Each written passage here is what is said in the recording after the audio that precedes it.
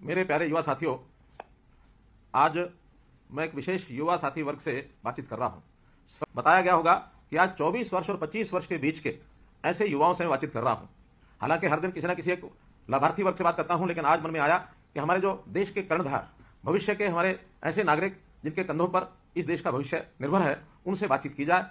अपनी ओर से कुछ बात बताने के बाद आपसे आखिर बातचीत करने के बाद जानना भी चाहूंगा कि आपके मनों में क्या चल रहा है। अब ये योजनाएं आखिर समाज में व्यवस्थाएं बनाने के लिए की गई थी। अब भले ही थोड़ा बहुत अंतर आया हो, लेकिन कमोबेश ये व्यवस्थाएं, इन अवस्थाओं में से हमको निकलना पड़ता है। हम एक प्रकार से अपने बालपन के बाद अपनी शिक्षा प्राप्त कर और 25 वर्ष में हम प्रवेश कर गए हैं। बहुत कुछ मन में चल रहा होगा, तो एक तो जो कुछ हमारे मन में चल रहा है उसको निश्चित रूप से विचार करें। ये एक पहली मेरी आपसे बात है कि विचार करें, गहराई से करें, ताकि हम आगे बढ़ें। अब इन्हीं बातों को विचार करते समय कई बार ऊहापोह होती है मन की स्थिति। तो मैं जो दूसरी बात बता रहा हूं वो मन की स्थिति ऐसी है कि बहुत बार एक शब्द हम सुनते हैं, मुश्किल। ये मुश्किल शब्द पर जरूर विचार करें कि ये मुश्किल नहीं है कुछ भी। कोई भी कठिनाई आए उसको हम चुनौती माने। लोग अपनी अपनी क्षमताओं के हिसाब से अलग अलग गुण रखते हैं। कोई पढ़ने में अच्छा है, कोई लिखने में अच्छा है, कोई बोलने में अच्छा है, तो कोई हिसाब किताब रखने में अच्छा है, कोई गाने बजाने में अच्छा हो सकता है, कोई खेल कूद में अच्छा हो सकता है। तो हमको चाहिए कि हम जिस काम में भी अच्छे हैं, हमें उसका श्रेष्ठ बन करके और अपना उद्यम करके उभरना है।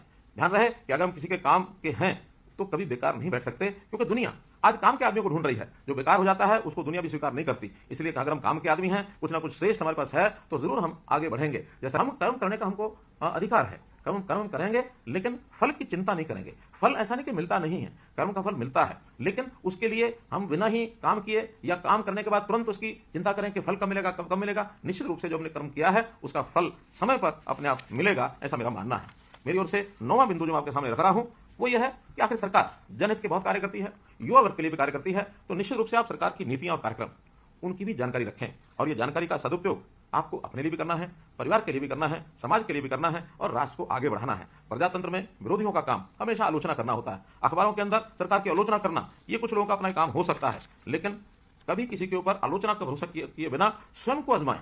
कोई भी बात आप सुनते हैं तो उसको स्वयं आजमा कर देखें। अगर कोई चीज ठीक नहीं है तो हमें बताएं, चीज अच्छी है तो लोगों को बताएं। और मैं आपको विश्वास दिलाता हूं कि अगर कोई आप ऐसी बात हमको ध्यान कराएंगे कि जो ठीक नहीं लग रही है, उसको हम निश्चित रूप से समाज के हित में, प्रदेश के हित में, आप सबके हित में उसको हम ठीक करेंगे। मैं तो आपको आह्वान करता हूं कि हम सब मिलजुल करके प्रदेश को आगे ले जा सकते हैं, जहां सबके लिए सुख का रास्ता, आय है, रोजगार है, अथवा उसके शरीर, स्वास्थ्य, शिक्षा, स्वावलंबन, इन सब की चिंता हम लोग मिलकर के करेंगे। आपका हमको साथ चाहिए।